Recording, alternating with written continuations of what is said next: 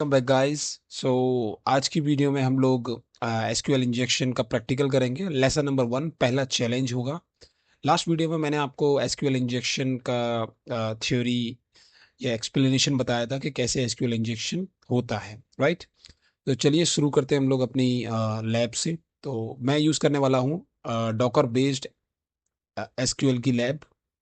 तो ये है वो कमांड। इस कमांड को आपको कॉपी करना है और अपने काली लिनक्स के अंदर उसके टर्मिनल में ये कमांड पेस्ट कर देनी है, जिससे क्या होगा कि आपकी जो लैब है वो स्टार्ट हो जाएगी। ठीक है, तो ये कमांड हो गई। जैसे ही आप एंटर मारेंगे तो ये आपकी जो लैब है वो बैकग्राउंड में रन हो जाएगी। कंफर्मेशन के लिए आप चेक कर सकते हो कि लैब चल रही है या नहीं। तो अगर इस तरीके से आपको ये दिखाई दे रहा है, मतलब लैब आपकी चल रही है, राइट। अब इसके बाद आपको आईपी एड्रेस चेक करना है अपने सिस्टम का, और इस आईपी एड्रेस की हेल्प से आप इस लैब को ओपन करोगे। मैं इसे विंडोज़ के ब्राउज़र में ओपन कर लेता हूँ। आप चाहो तो काली लिनक्स के ब्राउज़र में भी ओपन कर सकते हो। तो विंडोज़ के ब्राउज़र में मैंने इसे ओपन किया और ये इस तरीके से मेरे पास आ गए। इसमें क्या है, इसमें अब पेज नंबर 1 पर बेसिक चैलेंजेस हैं। अगर आप स्क्रॉल करेंगे तो यहाँ पे आपको दिखाई देगा कि बेसिक चैलेंजेस हैं। तो पेज नंबर 1 में कितने चैलेंजेस हैं? 22 चैलेंजेस हैं। उसके बाद पेज नंबर 3 पर, सॉरी, पेज नंबर 2 पर एडवांस लेवल के चैलेंज हैं। पेज नंबर 3 पर स्टैक लेवल चैलेंज है। पेज नंबर 4 पर उससे भी ज़्यादा हाई लेवल के चैलेंजेस हैं। पहले हम पेज नंबर 1 पे जाते हैं, बट उससे पहले मुझे सेटअप एंड रीसेट डेटाबेस पर एक बार क्लिक करना पड़ेगा ताकि हमारा डेटाबेस सेटअप हो जाए। तो मैंने क्लिक किया और क्लिक करने के बाद हमारा डेटाबेस सेटअप हो चुका है। Now go back. Go back करने के बाद अब आपको लेसन नंबर 1 को टारगेट करना है, right. Get error based single quote string, right. तो लेसन नंबर 1 पे मैं आ जाता हूँ यहाँ पे। तो हम आज इस वीडियो में इस लैब को, इस चैलेंज को, लेसन नंबर 1 को सॉल्व करेंगे। तो चलिए स्टार्ट करते हैं। फर्स्ट ऑफ ऑल यहाँ पर एक हिंट दी हुई है एसक्यूएल इंजेक्शन की, कि please input the ID as a parameter with numerical value. अब इस पेज पर अगर आप देखोगे तो यहाँ पर कोई लॉगिन पेज नहीं है, यहाँ पे कोई यूआरएल, सॉरी, यहाँ पे कोई सर्च फील्ड नहीं है, कोई पोस्ट फील्ड नहीं है, राइट। अगर कुछ है तो सिर्फ यूआरएल है हमारे पास, उसके अलावा बाकी का पूरा ये पेज ब्लैंक है कंप्लीटली। कोई भी इनपुट इनपुट फील्ड नहीं है। तो अब हम लोग यही यूआरएल के अंदर इनपुट करेंगे आईडी को विद न्यूमेरिकल वैल्यू। तो न्यूमेरिकल वैल्यू मैं 1 ले लेता हूँ यहाँ से। तो जैसे ही मैंने 1 लिया तो 1 के साथ आप देख सकते हो कि 1 आईडी इक्वल टू 1 करने पर डेटाबेस में जो भी डिटेल्स थी आईडी इक्वल टू 1 पर, वो यहाँ पे शो हो गई, राइट। तो आईडी इक्वल टू 1 करने पर डिटेल शो हो रही है। तो इसी तरीके से हम अगर मैं नंबर इंक्रीज करूं तो, राइट। तो ये एसक्यूएल इंजेक्शन आइडेंटिफिकेशन का मेथड होता है कि जो भी, जितनी भी आप रियल वेबसाइट पर जाओगे तो वहां पे आईडी की जगह कुछ और होगा।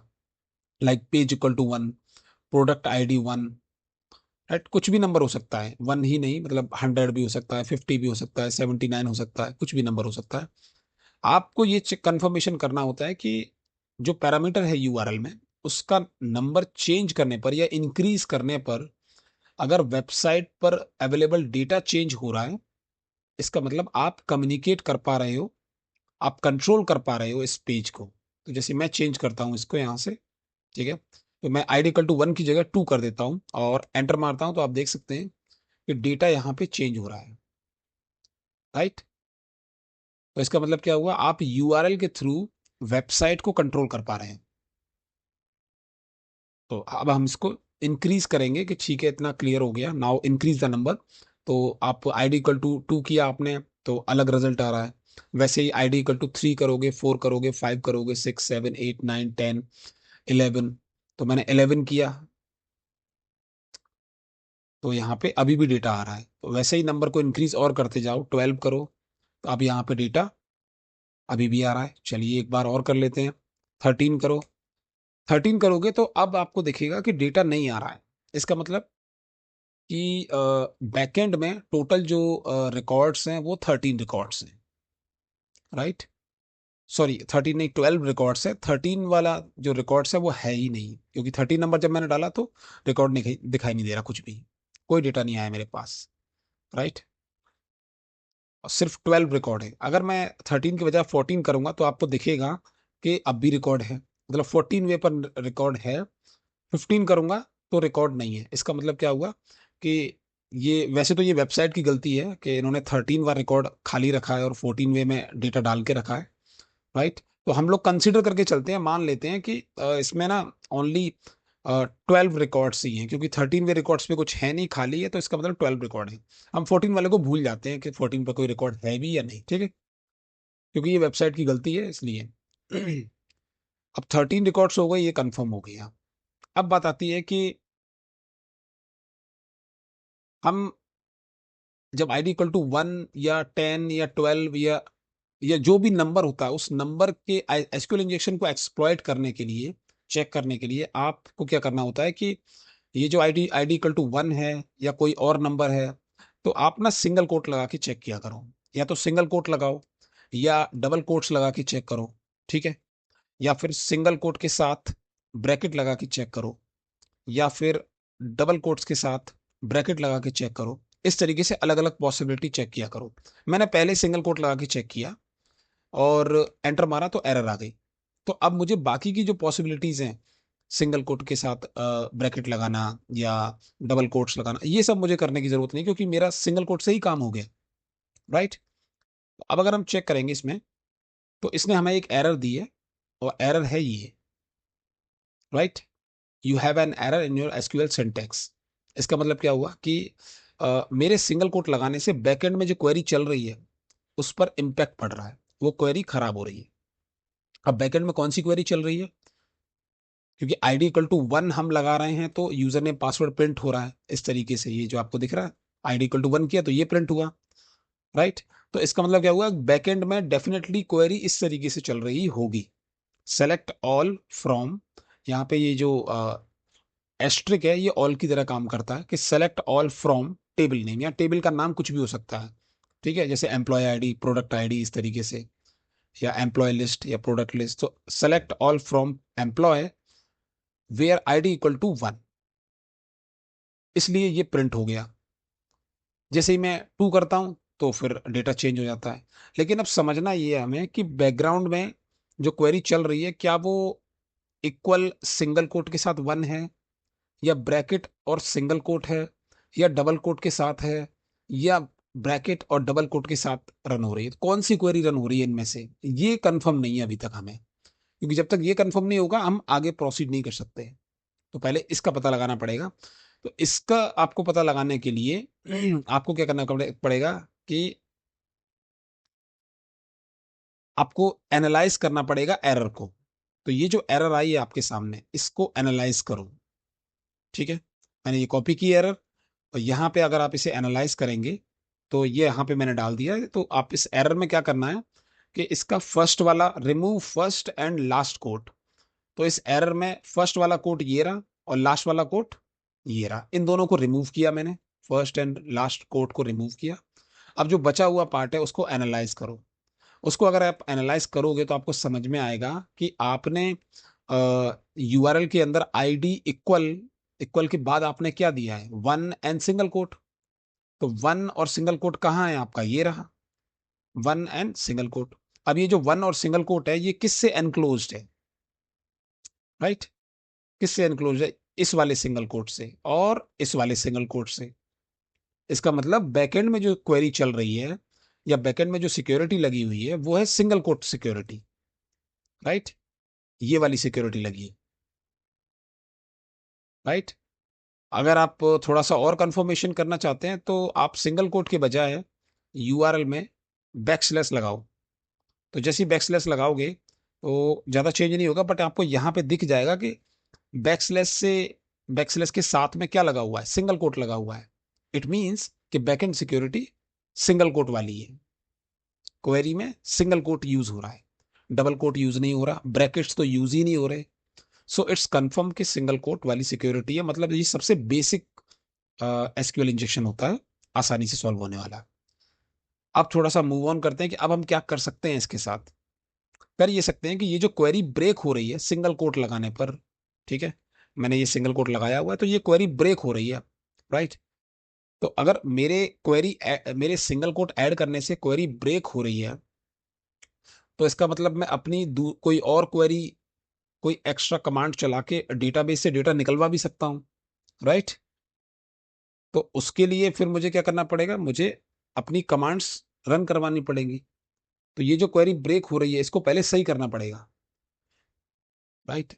तो सही करने के लिए अच्छा, ये क्वेरी जो ब्रेक होके एरर आ रहा है, ये एरर आ किस वजह से रहा है? ये एरर आ इसलिए रहा है क्योंकि बैकएंड में जो क्वेरी चल रही है वो ये चल रही है, select all from table name, table का नाम कुछ भी हो सकता है, वेयर आईडी इक्वल टू, अगर आप नोटिस करेंगे यहाँ पे तो single quote one, single coat single quote, right. तो इसमें ये वाला जो है ना, ये मेरा पार्ट है जो मैंने यूआरएल से दिया हुआ है, ID equal to one single quote. बाकी का जो सिंगल कोट है लेफ्ट और राइट में, ये पहले से अवेलेबल है बैकएंड में, राइट। इसको हम हटा नहीं सकते, चेंज नहीं कर सकते, राइट। जो मैं कर सकता हूं वो कि मैं यूआरएल के अंदर इनपुट में कुछ दे सकता हूं, तो मैंने दिया तो वो इस तरीके से आया। तो अकॉर्डिंग टू दिस आप देख सकते हो, और ये लिमिट 0,1 पहले से वहां पे एडेड है। होगा भी और नहीं भी होगा, ये भी हो सकता है, बट है, क्योंकि एरर में हमें दिखाई दे रहा है ना, लिमिट 0,1, मतलब बैकएंड में ये चल रहा है, यही चल रही है। अब आप खुद देखेंगे तो पता चलेगा कि ये क्वेरी क्यों ब्रेक हो रही है, क्योंकि ID equal to single quote और वन के बाद डबल कोट। तो क्या ये क्वेरी सही है? क्वेरी तो गलत है पूरी तरीके से। या तो दोनों तरफ सिंगल कोट होने चाहिए या फिर दोनों तरफ डबल कोट होने चाहिए, इसलिए ये एरर आ रही है। तो अब इस एरर को हमें सही करना है। सही कैसे करेंगे? सही ऐसे करेंगे कि इस साइड में सिंगल कोट है तो आपको इधर भी सिंगल कोट ही रखना पड़ेगा, लेकिन उसका वाला नहीं। उसका वाला जो सिंगल कोट है वेबसाइट का, वो ये वाला है, ये। और हमारा वाला जो सिंगल कोट है वो ये है, ठीक है। हमारा वाला सिंगल कोट ये वाला है। तो ये वाला जो सिंगल कोट है ना, लास्ट वाला, राइट, इसको हमें रिमूव करना है या फिर इसे कमेंट करना पड़ेगा। और नॉट ओनली दिस, ये पूरा का पूरा ही करना पड़ेगा, राइट। ये लिमिट सहित ये पूरा करना पड़ेगा, सिंगल कोट लिमिट 0,1, ये पूरा करना पड़ेगा, ताकि हम जैसे चाहे वैसे क्वेरी को रन करवा सकें। क्योंकि इसी की वजह से एरर आ रही है, तो एरर आएगी तो फिर हम अपना काम नहीं कर पाएंगे ना। अब इसे कैसे कर सकते हैं, ब्लॉक या कमेंट, राइट। तो ये जो क्वेरी अभी गलत है, सिंटैटिकली अगर देखा जाए, सिंटेक्स के हिसाब से तो ये गलत है। तो इसे करेक्ट कैसे करेंगे? करेक्ट करने के लिए अ, हमारे पास कुछ मेटा करेक्टर्स होते हैं, जैसे कि माइनस माइनस या हाइफन हाइफन प्लस यूज कर सकते हो, हाइफन हाइफन यूज कर सकते हो। अगर ये माइनस माइनस प्लस या ये भी ब्लॉक हैं आपके, तो आप इनको ना यूआरएल एनकोडिंग में कन्वर्ट करके यूज कर सकते हो। जैसे यहाँ पे हाइफन हाइफन उसके बाद %20 यूज किया गया, तो ये जो %20 है ये क्या है? ये यूआरएल एनकोडिंग है किसका? स्पेस का, राइट। तो यूआरएल एनकोडिंग है ये स्पेस का, कि स्पेस ब्लॉक किया गया है डेवलपर की तरफ से। तो हमने स्पेस के बजाय %20 यूज कर लिया यूआरएल में एनकोडिंग करके। वैसे ही आप %23 यूज कर सकते हो। ये किसका एनकोडिंग है? ये है हैश का एनकोडिंग इसका। तो या तो ये हैज यूज कर लो या फिर %23 यूज कर लो। सो ये डिपेंड करता है कि अगर ये माइनस माइनस प्लस काम नहीं कर रहा है तो ये ट्राई करो, ये काम नहीं कर रहा है तो ये ट्राई करो, ये काम नहीं कर रहा है तो ये वाला ट्राई करो, जब चीजें काम ना करें। लेकिन हमारा लेसन नंबर 1 हम सॉल्व कर रहे हैं, चैलेंज नंबर 1। तो इसमें तो जो बेसिक चीजें हैं वो आराम से काम कर जाएंगी, राइट। तो इसमें अगर आप चेक करेंगे, माइनस माइनस प्लस, स्पेस दो पहले तो, स्पेस उसके बाद माइनस माइनस प्लस। तो जैसे ही आप एंटर मारेंगे तो ये देखो यहाँ पे ये काम कर गया। तो ये जो जैसे पहले चल रही थी क्वेरी, अब क्वेरी वैसे ही चल रही है, राइट। क्वेरी जैसे पहले चल रही थी, ये क्वेरी अब वैसे ही चल रही है। तो मैं थोड़ा सा ना इसको नोटपैड ले लेता हूँ, क्योंकि यहाँ पे मुझे इसकी जरूरत पड़ेगी। ये, राइट। तो अब क्या ब्लॉक हुआ है? सिंगल कोट लिमिट 0,1, ये जो पार्ट है पूरा का पूरा, ये ब्लॉक हो गया है, क्योंकि मैंने अब अपने इनपुट के अंदर one single quote space hyphen hyphen plus दे दिया। ये मेरा इनपुट है आईडी के अंदर। तो आईडी उसने क्या किया, ये वाला जो पार्ट है ये पूरा अलग कर दिया, और ये वाला पार्ट यहाँ से लेके ये पूरा का पूरा, ये वाला पार्ट, ये पूरा का पूरा किस में चला जाएगा? कमेंट हो जाएगा ये पूरा एरिया, यानी कि डिसेबल हो जाएगा पूरा एरिया। अब हमारे पास जो बचा वो ये स्पेस बचा, बस। यहाँ पे जो हैकर है वो अपना पेलोड या अपनी जो क्राफ्टेड क्वेरी है वो यहाँ पे डाल के डेटा को फैच कर सकता है किसी भी वेबसाइट से। ठीक है। तो अब इससे जो आगे का पार्ट है वो हम नेक्स्ट वीडियो में करेंगे। इस वीडियो में फिलहाल इतना ही। ठीक है, क्योंकि वीडियो ज़्यादा लेंथी हो जाएगी, वो ठीक नहीं है। ठीक है, मिलते हैं नेक्स्ट वीडियो में।